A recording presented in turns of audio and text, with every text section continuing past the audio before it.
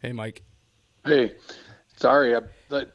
Then it said join with Streamlabs, so I clicked on that to start downloading something. Oh, I It's gotcha. either it's either join or join with Streamlabs. So then, because I'm sitting here looking at it, it's just powered by Streamlabs. I'm looking at it. It Right. shows me in my picture, but nothing else. So, Gotcha. Okay. No big deal. And again, I apologize to, everybody out there, watching and listening. Um, but, as we're past the, issues for the technical difficulties, this is the first installment of Kicking It with Knuble. So, Mike, thanks for doing this. I appreciate it. Super awesome to kind of have you on board. And yeah, thanks for doing this.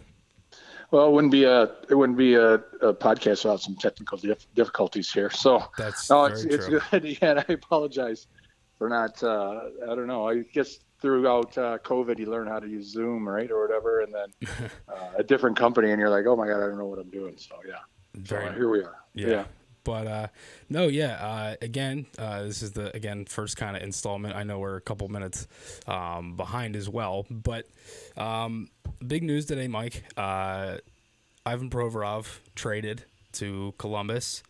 Kind of overall thoughts on that. Obviously, it was a huge deal. Flyers get a bunch, first round pick, second, get another defenseman and a goalie. Overall, just kind of wide brush thoughts on that. yeah. No, it's. I mean, obviously Columbus feels they've got a chance to gain a real good defenseman with some experience and a lot of time left. I think he's only like 26 years old or whatever. Mm-hmm. He's been in Philadelphia for 6, 7 years, and certainly was probably viewed as like a cornerstone defenseman for the next 15, and a guy Yeah. that was going to be there. So I know I've met him a couple times. He seemed very like wanting to be around Philly. Didn't he like summer in Philly, stay around there a lot Mm-hmm. instead of going home and that? And so, I mean, I think he wanted to be there, but it's a kind of a trend a little bit too. Like, Danny's got to make a decision here, and I've seen it a couple other times. Just like with Anthony Mantha and Jacob Vrana and with Detroit and Washington, like some of these GMs are getting they're trading guys before they really need to, Right. Right. and they're trading them at high points when they can get a lot of value for them. And Mm-hmm. so, nice work by Danny to get real, he's giving away a nice player for sure. There's no doubt about it. Who's Right. only 26 years old, but you feel like you're getting a lot in return, and you get a couple bodies, and obviously getting Cal Peterson is certainly.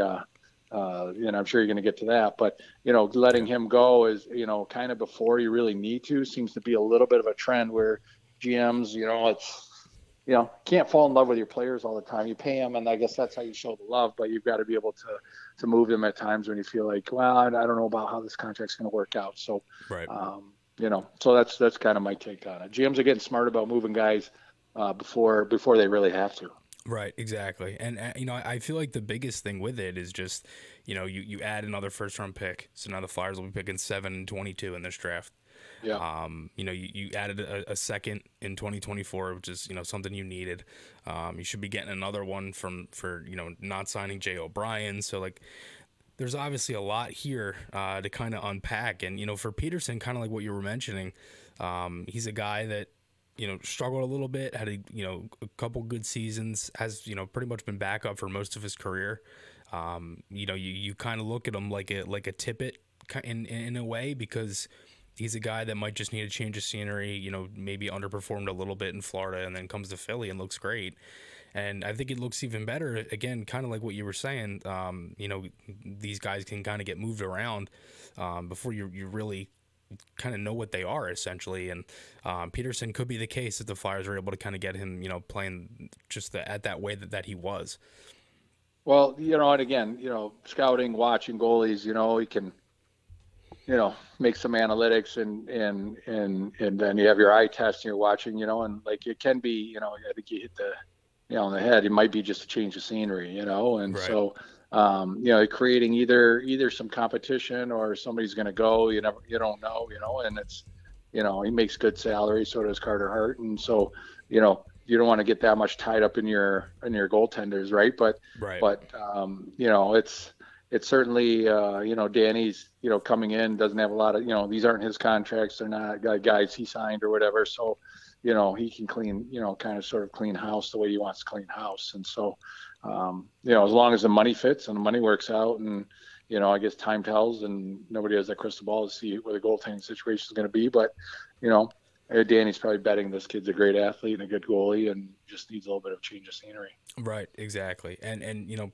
and I think part of it too is that, you know, he adds Helge Grans, who a 21-year-old 6'3" defenseman, and honestly, outside of Ronnie Adler, the Flyers don't have any other defenseman prospects, right-handed, you know, specifically, guys that can just genuinely come right in and play. And you know, he adds in an area that they needed. He moves out a guy who, you know, it didn't seem like he wanted to be in Philly anymore. At least that's kind of been, you know, at least, you know, rumored and kind of talked about at times. So I think it just made sense. I know a lot of it was kind of haze to Columbus, and that seemed like a lot of what the noise was going to be, but it ends up being Provorov anyway. Yeah, and so yeah, like to your point, you know, like if you have Ronnie in the organization, there's not a lot of right shot D, you know, and so here you get another guy to compete with Ronnie and see who's going to be the better one to come out of there. But you know, that's certainly going to be an interesting take. And I think didn't even I believe LA took some of the Provorov salary from Columbus and to sweeten the deal and pulled some salary back. So they're obviously trying to get rid of salary and some players to make some sort of splash this summer, and trying to position themselves for that. And Right. Columbus is like, well, we'll take a great D-man right now, you know, and if we can get and we get them at 30% or, you know, at 70% salary in our books, which is great. I mean, and they're hard dollars or whatever. So yeah, no, it's interesting. Good bodies, and extra competition for guys to fight for spots, which makes your team better. Right, exactly. Just kind of going off that then, Stanley Cup Finals, Vegas is up 2-0. Any quick thoughts on the Cup Final? Yeah, I've been watching, and, you know, certainly I'm always kind of partial to the East just because that's where I played all the time. But, you know, just watching last night, ended up 7-2, and the night before, you know, I think Florida at this point looks like a little bit of a team that's out of gas a little bit, you know, and to go to Vegas and play, and Vegas is a better team on paper, a little bit deeper. You know, and it showed last night, you know. I think it was pretty evident right from the gate that Florida was going to have to hang on to this one. And just feeling like they might be running out of gas here a little bit. It seems like that Cinderella run's over. Yeah, and it's been a hell of a run, and I guess you don't want to write guys off, but you know, at the same time, it's the ball is starting to, you know, the ball is really starting to roll toward, you know, Vegas's way, and you feel that momentum. Even as a fan, you're like, oh boy. You know, watching the game, you're like, yeah, you're feeling like this is, you know, it's just a matter of time before Vegas just keeps scoring and chase. Bobrovsky's played a ton of hockey, you know, right now, high pressure hockey. He's been the man, and so, you know, they were able to chase him out of there. You know, Paul Maurice pulled him early, midway through the second period to give him a little bit of a break, but that didn't really change anything. But, you know, he's trying to prep for the next game and get him out of there, let him rest a little bit. And it's a long flight back to Florida to play again. So, yeah, no, Vegas looks like they're rolling pretty good right now. Yeah, for sure. I mean, it like everything is just coming together for them. One of the next topics was actually announced the other day officially. Flyers are going back outdoors. Going to be playing New Jersey Devils at MetLife Stadium. Mike, you played outdoors before, scored in the Winter Classic actually. Is that?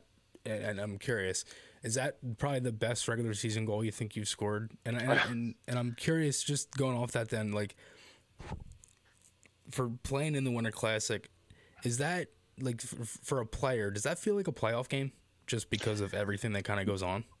I think certainly it feels like a Super Bowl a little bit, you know, and you get there early, you know, and there's a lot of people that want tickets and a lot of family that comes. We played, you know, I was in Washington, we played up in Pittsburgh, and, you know, it's whatever, an hour flight or 4 hours by car or whatever. But yeah, certainly, I mean, there were a lot of friends coming in, people, you know, it was right in the middle for us, like Michigan people coming out, you know, and, Philly friends joining up there, coming to watch, and you know, friends from DC going up. So it's almost, you know, it's certainly like a huge, it's back. This is probably 10 years ago now. It's like, it was like a party. It felt like a college bowl game. I guess that would be the best way to do it. And yeah, at the end of the day, it's this big thing. It's a big production for the league. And, you know, it's at the end of the day, it's 2 points, right? You know, but it certainly feels like you won something really good. But at the end of the day, it's just 2 points. And I don't mean to water it down at all. It's a great,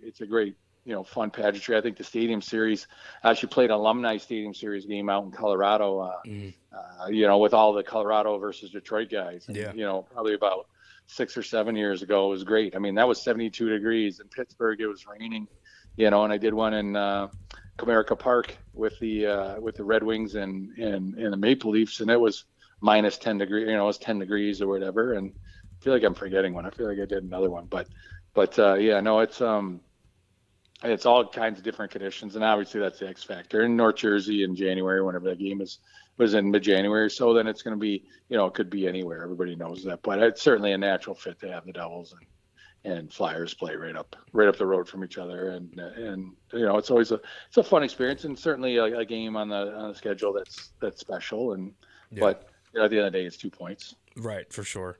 And especially too because the Flyers don't have the best outdoor, I guess, numbers. They're 1-3-1 outdoors, only have one win. So it would be nice, and I know the argument is there for, the Flyers are rebuilding. Why are we putting them outdoors, kind of thing. But I think at the same time, like the Flyers probably want that because they want to show off the new kind of era. You know what I mean?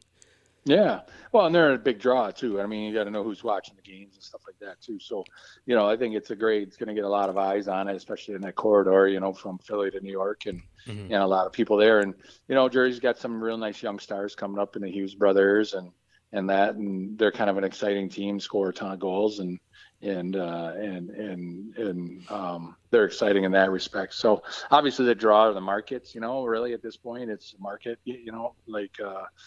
drawing them in, but still some exciting players and, TV and the NHL can hype up anything. And so it'll certainly be, it's a game, and it's a great game for Flyers fans to go up and see. I mean, they're a great experience and a lot of fun. You can't see anything really, but because you're in a football stadium and a tiny rink, but half the fun is just getting there and drinking beer in the parking lot. And then if you see the game, you see the game, Right. So. Yeah. And just before we, kind of keep up with the conversation, just wanted to throw out a program update. Bill Clement's going to be joining me here at 6:30. But yeah, no, just going off that too. I mean, I remember the first ever hockey game that I went to was actually the AHL Winter Classic when the Flyers played the Rangers at Citizens Bank where the Phils play. They had the Phantoms play the Bears, Hershey Bears.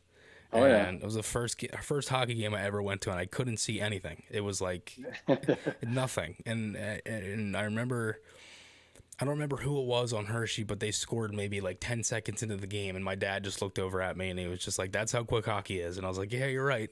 And then, but just going off that though, from anything that you remember from playing in the Winter Classic, what's the conditions like? Like, is it totally different than, obviously it's much more different than anything else, but like, how much more different is it than just any other night in the NHL, I guess? Well, I think first part for us, it was like kind of like a lukewarm day, it was like, it was New Year's Day. We were supposed to play at 1, but then it was kind of like humid and rainy. Yeah, they pushed it back. So that would be the first thing, right? So you wake up in the morning and then, you're kind of watching, even, if you go to bed the night before, you're only time ever as a player you're watching the weather report, that's going to actually affect your game. Right. So we all kind of had an idea. You're getting texts, in the evening that, okay, well, we might be delayed. Should, we'll know by 10 a.m. or whatever it was, and know by breakfast time that, what we're going to deal. And if not, it's going to be at 7, when the sun goes down and we think the weather's going to pass. So that was the first part where you kick back a little bit. So the fans, obviously it changes everybody's, arrival times or how they're getting there or, what they're going to do. And which is fine. So now as players, as long as we know before, you can kind of change your day and stay in bed and just kind of have a more normal, like 7 o'clock game. The other thing was, so then the conditions start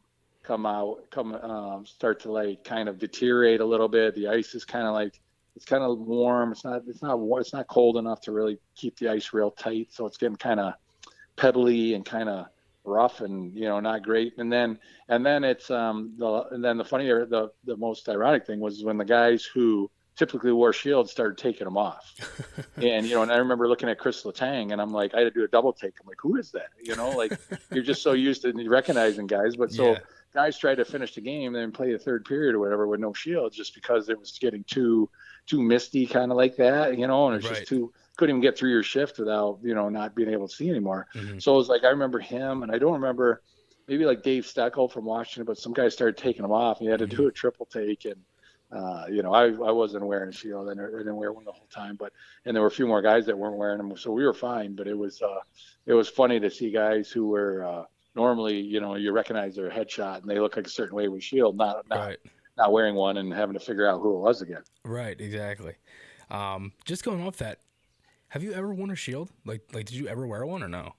No, I you know what? I wore one in Sweden because you had to during the lockout. So right before I went to Philadelphia, I signed, and their rules were, everybody wears a shield. So you wore it and kind of, I don't know. I kind of got used to it over time. I believe we had to maybe one of the Worlds or something. I don't know either.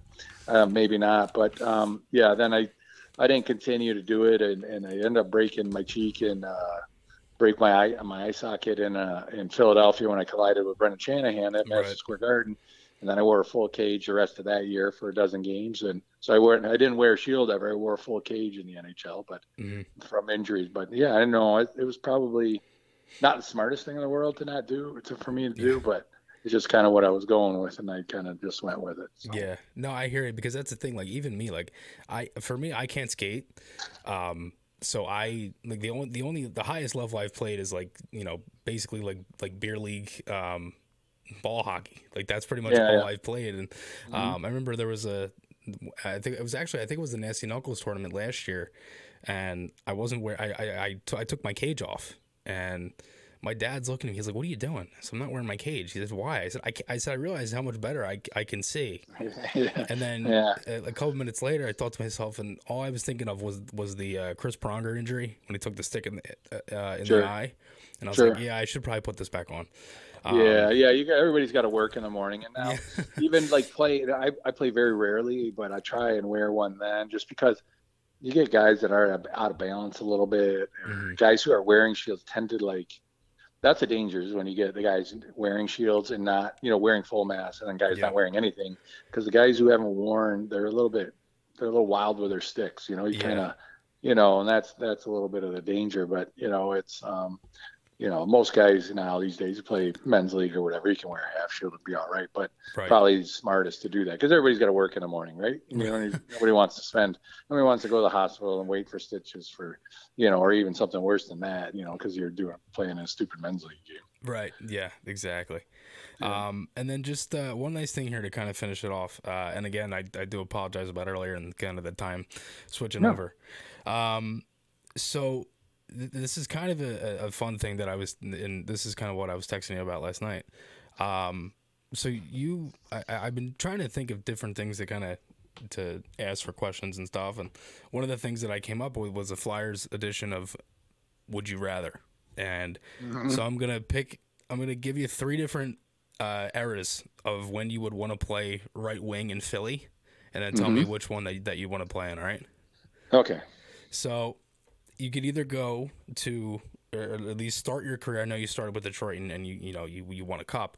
And I'm curious, just to clarify that, you won 2 or 1? Yeah. Because I looked it up, and it said that you won, that you're on it, only on the cup once, but you're in the picture for both. Yeah, I got 2 rings. Okay. So that year when Detroit beat Philly, I came up with 10 games to go. Remember Detroit, Colorado, when they had that big brawl? That was my first game. Yeah. Oh, okay. So then they didn't send me back. They kept me around. I didn't play it all, but I was there for that one. So yeah, I got all the perks, except I didn't qualify to get my name on. Then I made the team next year, so I got on. Yeah. Gotcha. Okay. Yeah. So the first one is go back to 96, 97, play with guys like Lindros, Leclerc, 74, 75, Clark and Barber. You could be right wing with them, or and this one's kind of more for me, I guess, because I at least saw them live. Giroux and Voracek in 2014-15 when they were like in their prime, and Voracek had like the 81-point season and all that. Which one would you pick? Yeah, I go for the points. I would go to Giroux, Voracek, and then Lindros era. Okay. Being the player I was when I was in Philly. Yeah. I would like to. Yeah, that would have been good. Now going with going with Eric and who'd you say with Renberg, right? Did you say with Uh, Renberg or something? John Leclerc, yeah. Oh, John Leclerc, yeah, yeah. So going with those two, like, I mean, probably could have had a real good chance to win it. Probably the best chance to win it all, really, you Yeah. know. But certainly points keep you in the league a lot. If Voracek and Claude were having, 89 point seasons, that's always fun to get dragged along. But that means I'm going to have 65 to 75. Hmm. So that's good. That keeps me in the league a little longer. Right. Probably more team success, maybe with Eric and John, but and real heavy, probably they have maybe one of the bigger lines in the league. But yeah, certainly Joe and Jacob would have been a little more run. That would have been a lot more run and gun. Where John and Eric would have been a little more brawn and a little more. That's when you can hook and hold and stall and all that stuff. So that would have been fun to play with those two. But probably Jake and Claude for sure. Okay. Awesome. Mike, again, thanks so much. I appreciate it. And I'll talk to you next week. All right. All right, Chris. Thanks for having me, buddy. All right. See you, Mike. Bye. See ya.